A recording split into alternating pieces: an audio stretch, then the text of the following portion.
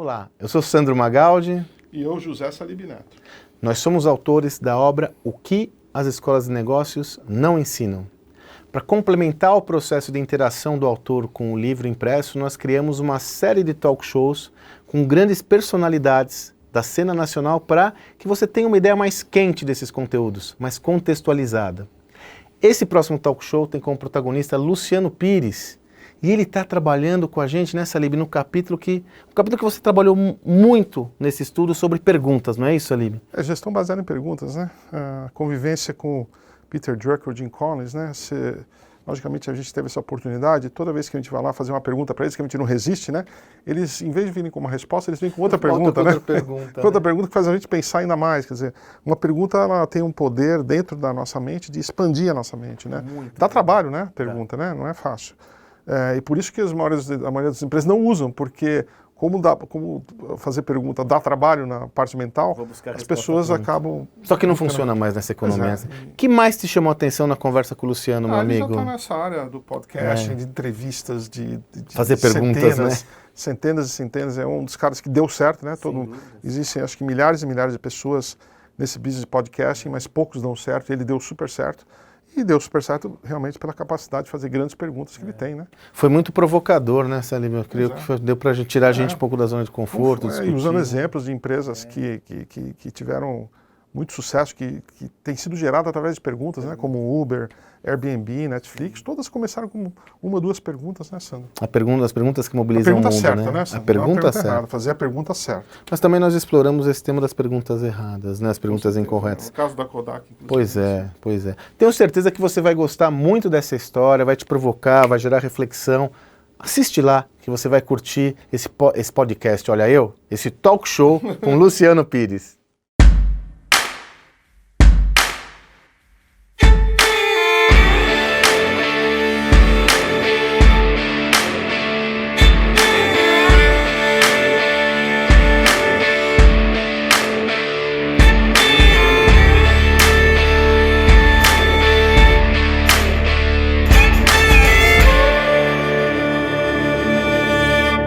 Olá, seja bem-vindo aos talk shows do livro O que as escolas de negócios não ensinam.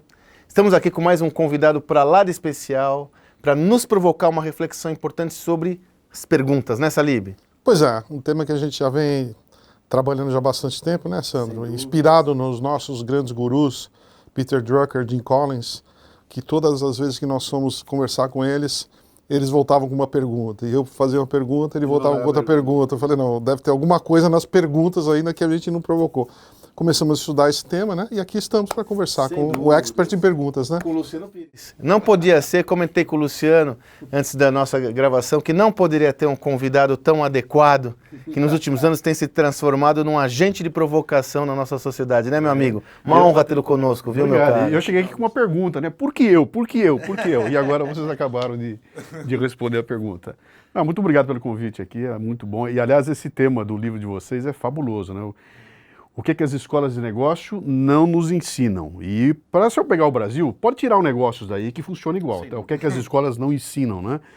E eu tenho dedicado nos últimos 7, 8 anos a tentar preencher essa lacuna, né? O que não está na escola em lugar nenhum e que está presente na sociedade e que a gente, quando se forma e pega o canudão e cai no mundo e descobre que a realidade é bem diferente daquilo que se viu em sala de aula. Sem dúvida. Eu acho que vale a pena, Luciano, brevemente, você contextualizar a sua própria trajetória, que hoje você é um professor.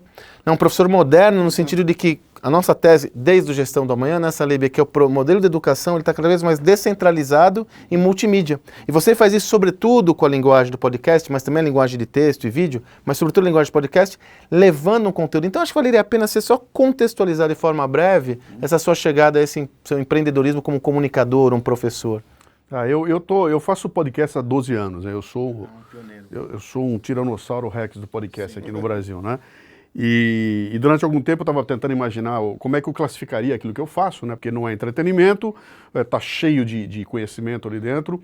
E até o dia que eu descobri que o que eu estava ajudando as pessoas era, eu brinco a dizer que manter o cérebro em forma, né? Você pode ter uma barriguinha, a barriguinha não tem problema nenhum, mas o cérebro tem que ser tanquinho, né? E meu amigo Dado Schneider que fala muito isso aí, né? Que ele fala dessa história, cara, o cérebro tem que ser tanquinho. E um belo dia eu paro e falo, cara, o que eu estou ajudando as pessoas é manter o cérebro em forma. E aí eu peguei e me designei como um personal trainer de fitness intelectual, o cara que ajuda as pessoas a manter o cérebro em forma. E até que eu fui entendendo que o que eu estava trazendo era um conhecimento baseado no caos. O ano passado, aliás, esse ano aqui, o ano passado, eu encerrei o ano 2018 com um sumário do livro Antifrágil, do Taleb, né? E ali, quando eu li o Antifrágil, falei, cara, esse cara teorizou aquilo que eu estava fazendo na prática há muito tempo, né? Porque o que ele fala é o seguinte, fala, cara, a vida é um caos, é tudo caótico. Eu sei o seguinte, a hora que eu sair daqui, eu vou pegar um Uber para minha casa. O que vai acontecer da hora que eu abrir a porta para chegar em casa, eu não tenho a menor ideia. Pode ser que chova, pode ser que acabe a gasolina, pode ser uma pancada, isso é o caos da vida da gente, né? E eu descobri o seguinte, eu estava usando esse caos como uma ferramenta de jogar o conhecimento para as pessoas. Então, eu vou te entregar o conhecimento de forma caótica, porque assim é que a vida é. E é assim que a cabeça da gente funciona. Então, eu não quero nada organizadinho, sabe? Módulo 1, módulo 2, módulo 3, uma história contada com começo, meio e fim, que é muito legal, mas que para os dias de hoje, cara, eu tenho que estar me abastecendo de todo lado, né? E foi isso que eu fiz com o podcast, até que em 2017 eu lanço uma plataforma de conhecimento, que eu chamo da minha Netflix do conhecimento, né, que é o Café Brasil Premium, onde as pessoas fazem uma assinatura, e ali dentro elas têm um conhecimento voltado exatamente a trazer aquilo que a escola não ensina pra gente, né? Então eu pego temas que estão na ordem do dia e vou buscar, por exemplo, um livro que já foi lançado no exterior e que não necessariamente não tem no Brasil, faço um sumário desse livro, que é um sumário pesadíssimo, pra você ter uma ideia, o sumário tem 50 páginas, né? E é um sumário comentado, onde eu pego o livro, aqui está o que o cara falou e aqui está aquilo que a minha experiência coloca aqui dentro, né? E ali eu comecei então a entregar para esse povo de forma caótica, e quando eu digo caótica é o seguinte, qual é o tema do mês que vem? Ninguém sabe, nem eu.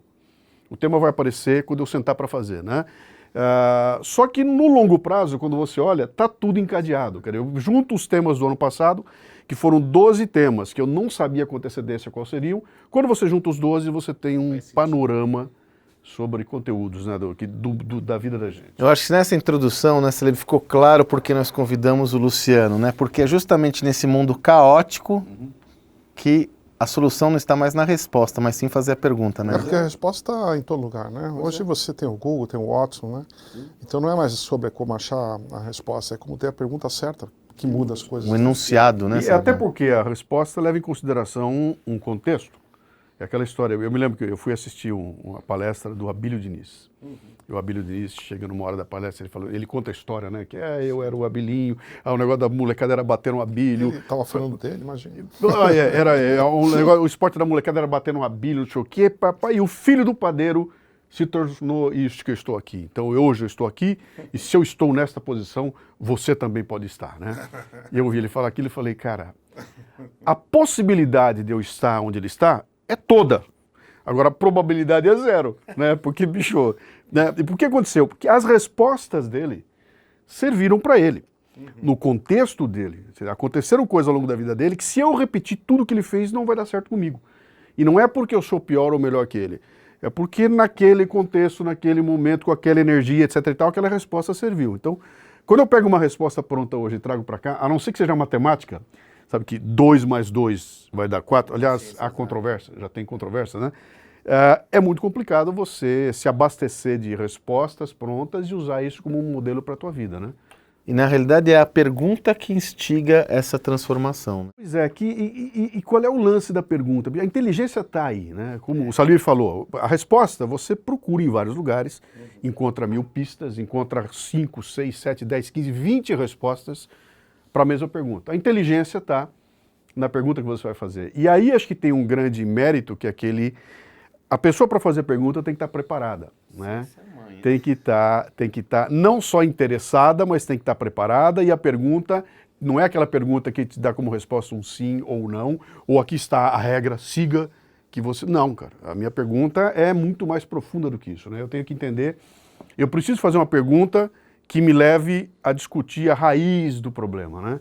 Que pegue o Salib e fale que, Salib, a tua resposta vai me dar uma ideia da tua experiência de vida. E eu vou sacar e falar, cara, o Salib tem uma pancada de coisas que eu não tenho. E essas coisas que ele tem explicam o porquê da resposta dele. E tem coisas ali que são absolutamente fundamentais, que se eu entender quais são, talvez eu possa melhorar a mim naquele atributo que ele tem e que eu não tenho. Quer dizer, isso é um processo de reflexão que é brutal, que é aquilo que está faltando hoje em dia, cara. Hoje em dia é o seguinte, bicho, chegou o WhatsApp, resposta em 1 segundo e aí, cara? O cérebro não foi feito para tomar resoluções dessa velocidade. Né? E eu digo mais, né? Como nós demonstramos, a complexidade do mundo não comporta mais respostas simples, né? Essa superficialidade, ela tem um preço a ser, que é importante. E você vê como é que o que aconteceu com o mundo, né? Com as mídias sociais, você abriu o palanque para todo mundo. Ia começar a aparecer verdades de todo lado, né? Então, existe até a gente que defende aí que tudo ficou relativo, que não existe mais o bom e o mal. Bom, não é bem assim, né? Tem coisas que são más, tem coisas que são boas e aquilo é claro, que não vai mudar nunca. No meio do caminho tem uma miríade de questões que são morais, questões que levam você a avaliar as coisas do ponto de vista de como é que eu fui criado, como é que eu montei a minha moral, né? E aí é que essa questão toda entra, quer dizer, a pergunta que eu fizer é diferente da pergunta que você vai fazer, até porque a minha intenção, que eu quero ter o sucesso, é igual à tua, porém sucesso para mim é uma coisa, para você é outro, e os meios que nós vamos usar talvez sejam diferentes, né? Então, avaliar como é que você coloca uma pergunta que tire de dentro de quem está dando a resposta esses atributos que eu vou ter que seguir e que são só do Salib, e a mesma pergunta para você. Vai ter mesmo que a resposta dos dois seja igual, eu sei que tem nuances e que, como eu conheço os dois, eu fui entender e falei, por isso que ele respondeu assim, por isso que ele respondeu assado, tem um meio caminho aí que eu vou pegar, né? A gente tem visto ultimamente, nos últimos anos, algumas empresas blockbuster que nasceram de perguntas, né? A Uber, quando o Travis estava com um amigo dele em Paris e chovia, e eles tentando pegar um táxi, e os táxis às 5 horas dando tchau para eles, e eles completamente molhados, e assim, por que a gente não pode fazer um aplicativo onde qualquer carro vira um táxi? Ou no Airbnb, onde eles viram que existia uma grande conferência em Los Angeles, em São Francisco, não havia lugar na cidade, entrevistando as pessoas reclamando porque todos os hotéis estavam, eles falaram assim, por que essas pessoas não podem ficar aqui na nossa casa pagando e tendo uma experiência incrível? E a Netflix, onde a Blockbuster fazia eles pagarem uma multa, caso eles não entregassem, né? Ele fez uma pergunta, por que eu não posso começar uma empresa onde eles pagam uma mensalidade e eles entregam quando eles quiserem, né? Então, essas empresas, quer dizer, tá surgindo mais e mais. Por que será, Luciano? Você vê que é interessante que a pergunta que você fez é a mesma? Você me conta as empresas e faz a mesma pergunta, é assim, por que não? Por que não? Por que não? Por que não? E aí você vai pegar a Netflix nasce mandando DVD pelo correio, que é um negócio absolutamente anacrônico. E aí alguém pergunta, por que não? Eu quero, como por que não? Como é que você faz para alugar sem ter o DVD? Hoje de manhã eu publiquei um post dando uma notícia de que acabaram de aprovar o Conselho Nacional de Medicina, alguma coisa assim, de que os médicos vão estar liberados para fazer consulta, diagnóstico e cirurgia pela internet, à distância. E aí você olha para aquilo e fala, como assim, cara? Como consulta sem um médico na minha frente, né? E eu até brinquei e botei a notícia e falei assim, olha, antes de começar a gritar, lê a matéria, né?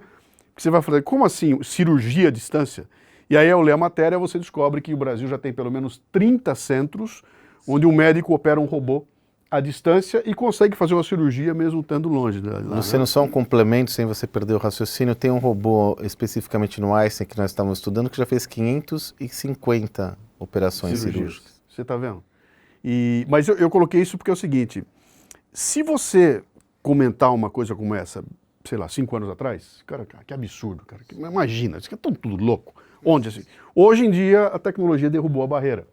E aí a pergunta muda de novo. Né? Então lá atrás era um absurdo você falar, por que não? Hoje em dia, por que não? Se está na mão aqui agora. E a pergunta muda a todo momento. Que a gente coloca, a pergunta muda a todo momento. E a gente tem que ter, e aí sim entra um atributo que eu acho, Luciano, que nós entendemos ser fundamental. Tem que ter humildade. Sim. para fazer a pergunta, porque tem que ter abertura para ter uma resposta que não está coadunada com aquilo que você esperava. E outra coisa, né, Sandro, que é o seguinte, cara, eu tô aqui há 30 anos, bicho. Exatamente. Eu sei de domino o mercado, tudo. cara, eu já conheço tudo. Daí eu já respondi essa pergunta Tanta 500 abertura. vezes. Me dá aqui que eu resolvo, né? E aí é que tá a encrenca, essa pergunta mudou. Então, talvez eu continue tendo sucesso fazendo o que eu sempre fiz, mas tem um moleque de 18 anos prestes a passar por cima de mim, e eu nem vou perceber de onde ele veio, porque eu não saquei que mudou todo Eu creio o que processo. você tem uma experiência importante no seu papel como comunicador. O que você faz hoje, com êxito nesses últimos anos, antigamente estava na mão de grandes grupos de comunicação que simplesmente alguns deles sumiram. Hoje você tem uma audiência maior do que os grandes grupos de comunicação tinham no passado. Não, Então, maior até do que algumas empresas de comunicação têm hoje, né? Então, quer dizer, esse é o porquê não, né, Salib? Seguramente não, isso daí, não, vamos na resposta que eu tenho, que só um grupo é capaz de construir conhecimento desse jeito, né? E tem a questão do EC, né? What if, né? Sim. What if, quer dizer, e se nós fizermos desse jeito, né? Esse tem sido o mote da inovação no mundo inteiro, né? Eu tenho uma história, eu acabei de ler essa semana aqui, até separei para fazer um podcast a respeito, que é uma história que fala, que eu tenho uma preocupação muito grande com a mídia, com essa formação de opinião, com essa questão toda de você, da espiral do silêncio, sabe? Todo mundo falando a mesma coisa e eu não sou besta de falar o contrário. Se todo mundo fala uma coisa, por que eu vou falar o contrário e tomar pedrada? Então eu fico quieto, né? E eu peguei uma matéria, um artigo que saiu, eu não vou me lembrar do nome do cara, tudo, mas é só para nesse contexto é interessante aqui. É um rapaz que estava fazendo desenvolvimento, o cara é genial, o cara é um gênio, e o cara desenvolve um sistema de trabalhar o genoma, mexer com o gene humano, e cria um processo que ele fala, cara, a partir daqui eu vou mudar tudo, porque eu vou conseguir criar um ser humano. É coisa de ficção científica, né? Só que esse negócio é real, existe, está lá a empresa do cara, e esse cara vai no TED, faz uma palestra e mostra, cara, eu vou poder mudar coisas, cara, eu vou poder mudar cheiro do suor do corpo.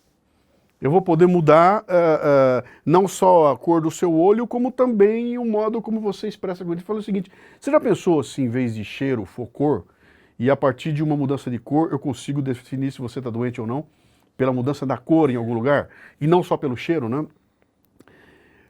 E é um negócio absolutamente revolucionário, enlouquecedor, que quando vai para a mídia, esse cara é destruído e se suicida. E se mata, né? E aí você vê, o que isso tem a ver com a nossa história aqui? Tem a ver o seguinte, cara, esse cara entra com coisas tão fantásticas que as perguntas perdem sentido. Tudo aquilo que se perguntava, como assim, cara? O que esse cara está falando? Esse cara está playing God. Esse cara está brincando de Deus. Esse cara está se metendo a ser Deus, destrói o cara e ele se mata, né? E para você ver como é importante essa questão toda de que perguntas eu vou fazer num ambiente que está absolutamente caótico e mudando. E aí é aquela história toda, quer dizer, a minha pergunta ficou velha. Rápido. E eu estou repetindo a pergunta que eu aprendi na escola. Rápido. Aquela ideia que alguém avaliou lá atrás, com base no que a história contou, O status quo. que é o que me foi ensinado, e eu vou chegar aqui e vou tentar repetir uma pergunta para um mundo que está absolutamente mudado. E isso, no mundo corporativo, por isso que nós preconizamos a necessidade de cada vez mais que as pessoas exercitem essa habilidade, né, Salib? Porque no mundo corporativo é a sentença para o fracasso. Claro. Porque o Salib colocou as empresas que fizeram a pergunta certa. Sim. Teve aquela que fizeram a pergunta errada, né, Salib? Kodak? Kodak, a hora que o cientista foi mostrar a câmera digital para o CEO da Kodak, ele falou, mas quem vai querer ver foto numa tela, né? E a segunda que aí nocauteou de vez foi, e como é que vão comprar nossos filmes? Aposta o projeto. Isso justifica o fato da Kodak ter a máquina digital ser inventada nas fileiras da Kodak na década de 70. Sim. Onde a pergunta deveria ser, como nós vamos nos tornar obsoleto antes que alguém o faça? Mas aí isso tem que mas aí isso confronta o status quo. Sim. Porque nos tornar obsoleto significa dizer que tudo aquilo que a gente está fazendo vai ter que ser revisto, né? Que é o problema. Aí vamos voltar para a escola, né? Você volta para o ambiente acadêmico da escola, ele é absolutamente reacionário. Aquilo é reacionário. Não é nada disso que ele está falando. Isso aqui não cabe. Não cabe, não. E questionário. E as empresas também são reacionárias. Quer dizer, e não só a empresa, nós somos reacionários. Então, o que eu costumo falar, tem uma palestra chamada Fórmula da Inovação, que eu brinco com as pessoas, né? Que eu falo, eu vim trazer uma fórmula para vocês, que não é fórmula coisa nenhuma. É um roteirinho, falar, faça isso, mais isso, mais isso, mais isso. No final, você vai conseguir olhar com um olho diferente. Não garante inovação, mas garante um olhar diferente, né? E ali eu faço uma pergunta para a plateia. Quem é que já participou de reunião de condomínio aqui? A turma, quem é que já levou uma ideia nova numa reunião de condomínio? O que aconteceu? Cara, eu fui escorraçado. Detonado. Eu fui detonado. E eu brinco com os caras, não só foi detonado, como ganhou um carimbo. Na próxima reunião, quando você chegava, eu falava, lá veio o louco do 14º andar. Lá veio o mala do 5º andar. Porque nós, naturalmente, resistimos ao que é novo. A gente resiste à mudança, né? Então você... O que aconteceu? O cara da Kodak chega lá e fala, olha o que eu trouxe de novo aqui. Tem um sujeito acima dele sentado lá que fala, não quero essa mudança. Trabalho, resisto a ela e esse cara detona a empresa, né? Então, vamos voltar ao contexto da pergunta, né? Quer dizer, essa pergunta que você está fazendo, além dela ter que ser muito bem pensada, ela tem que ser feita para quem? Né? Quem é que é capaz de receber essa pergunta e falar, cara, que baita pergunta fantástica, eu tenho que me preparar para respondê-la de um jeito real. E uma pergunta bem colocada para um cara que entenda essa pergunta pode mudar a história da vida de todo mundo. Né? Chegou uma pergunta a qual eu não estava preparado. E agora? E para respondê-la, eu acho que eu vou ter que mudar minha empresa, cara. Mudar tudo. Muda tudo. E a gente hoje, né, nas escolas, nós somos julgados pelas nossas respostas, né? E a gente hoje propõe o seguinte, você tem que ser julgado pelas suas perguntas. Quem faz as melhores perguntas, né?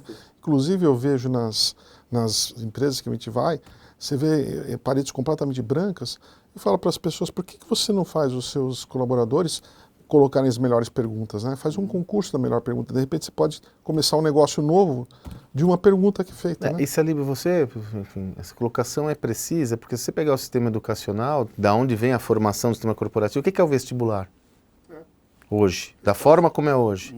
É só resposta. Não importa se deu um branco na pessoa que estava respondendo, naquele dia a mãe deu um problema, o irmão deu um problema, ele não estava bem. Ele é julgado por aquela resposta. E uma resposta só. E pior, tem 4 respostas ali, ele vai fazer um X. Uma resposta só. Ele vai fazer, que já está lá escrita. Não é que é uma só que eu posso imaginá-la. Não, aí, eu vou Luciano, botar um X. é o que eu sempre digo, esse jovem se forma, e na faculdade é a mesma coisa. Sim. Aí ele se forma e entra no mercado de trabalho. Aí eu quero que você toma risco, exatamente. Eu quero que você inova, eu quero que você pensa fora da caixa. Deixa eu usar uma brincadeira. Eu contrato uma garota de 20 anos de idade para vir trabalhar na minha empresa. A garota chega, no primeiro dia eu falo, seja muito bem-vinda, aqui você vai sentar, aqui está o teu computador, o que você tem que fazer, olha, tem uma listagem aqui, você tem que seguir esse roteiro aqui, porque esse é o teu trabalho. Até tem um checklist aqui, você faça o teu trabalho e siga o checklist, senão o auditor da ISO te pega, entendeu? E ela fala assim, sim senhor, bom, e aproveita, inova. Inova. Cara, não tem um nó no meio do caminho? É totalmente nó. É esse ponto de inflexão que a gente está. E a inovação está totalmente ligada às perguntas, né? Que é o em inglês, why, what if e o how, né? Quer dizer, por quê, e se, sim. E o como. E tem o when, né? Que bota na perspectiva do tempo, né? Talvez essa minha pergunta aqui está no tempo errado. Que essa é uma questão, sabe, interessante. Aquela pergunta que era absurda o ano passado, virou normal hoje. Olha só, e aí você está falando isso, está me lembrando, você teve uma passagem na sua vida particular que você transformou ela, bom, você transformou ela algumas vezes, né? Mas eu me recordo quando você decidiu, por exemplo, escalar até o campo base do Everest, a caminhada do Everest. Mas foi uma transformação pessoal. Foi. Isso foi deflagrado por uma pergunta, que naquele momento fazia diferença. Sim. Que era tá tudo bem? Exato. Sim. Você tá bem? Tô. Tá na empresa há 20 anos? Sim, senhor. Salário legal? Sim, senhor. Família legal? Tá tudo ótimo, lindo, estável. Maravilhoso. Dá para fazer mais? Era a pergunta, dá para fazer mais? Dá. Então prova. Ah, dá licença um pouquinho que eu vou provar que dá para fazer mais, só que eu saio fora. Isso que eu ia falar, você saiu totalmente fora do status quo, porque você podia fazer mais fazendo um MBA de engenharia, sei lá, whatever. E o que me interessava nesse momento era o seguinte, cara, fazer mais daquilo que eu já faço bastante e que está tendo bem sucesso, não vai me provocar o suficiente. Eu tenho que fazer mais daquilo que está completamente fora da minha... Fora do seu repertório. Tanto que, se eu sou o cara que fica pregando inovação, por que eu não vou fazer um negócio? Então eu saio fora completamente, boto a mochila nas costas e vou fazer algo que está 180 graus de distância daquilo que eu fazia. Não é que eu era um cara não fazia nada daquilo, cara. Eu entrei naquilo com a cara e a coragem e vivo uma experiência onde o alto executivo acostumado a tomar decisões todo dia para que no fim do mês a empresa não perca dinheiro, agora ia tomar decisões bobas para não perder a vida. Para não morrer. E aí muda tudo, cara, entendeu? Muda tudo. Então Olha a importância da pergunta. Não, né, foi bem lembrado, né? Dá para fazer mais? Exatamente. E a questão do buscar um outro repertório. Né? A pergunta que estimula você a buscar um outro repertório, porque aquilo que você conhece, de novo, é a bolha. Sim. Ela está aqui na bolha. Onde eu posso? Né? Porque o mundo atual precisa disso. Pois é, acho que tem que virar uma ciência nas escolas hoje, né?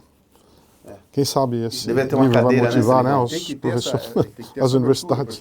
O Salib fez algumas perguntas legais ali, colocou essa história do porquê, que nos remete a Sócrates, cara. Eu vou lá no Sócrates. Sócrates fazia exatamente isso.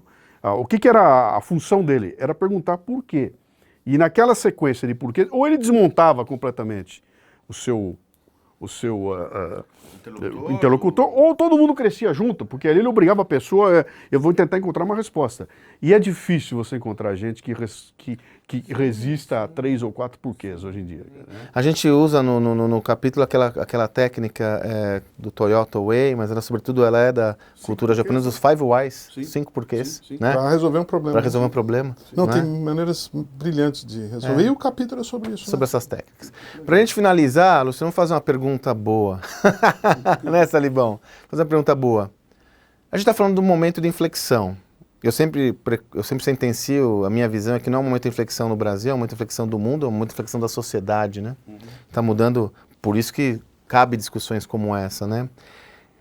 Nesse momento, você, nesse posto de observador atento dessas mudanças, né, e de protagonista, como a gente tem que se preparar para essa revolução que já está acontecendo, né? Cara, é complicado. Você está perguntando para um cara de 62 anos, entendeu? Olhando para um mundo que fala, bicho, isso aqui, o que eu estou vendo é irreconhecível se eu olhar do ponto de vista da maneira como eu me formei, pela forma como eu sou, pelo jeito como eu escolhi seguir minha vida, eu estou antenado a tudo isso que está acontecendo. Então eu sou um cara que viveu toda essa coisa da tecnologia, eu trouxe tudo para mim, eu estou inquieto, a cada momento eu estou inventando uma história nova, eu estou atrás, eu não me deixei atropelar por isso.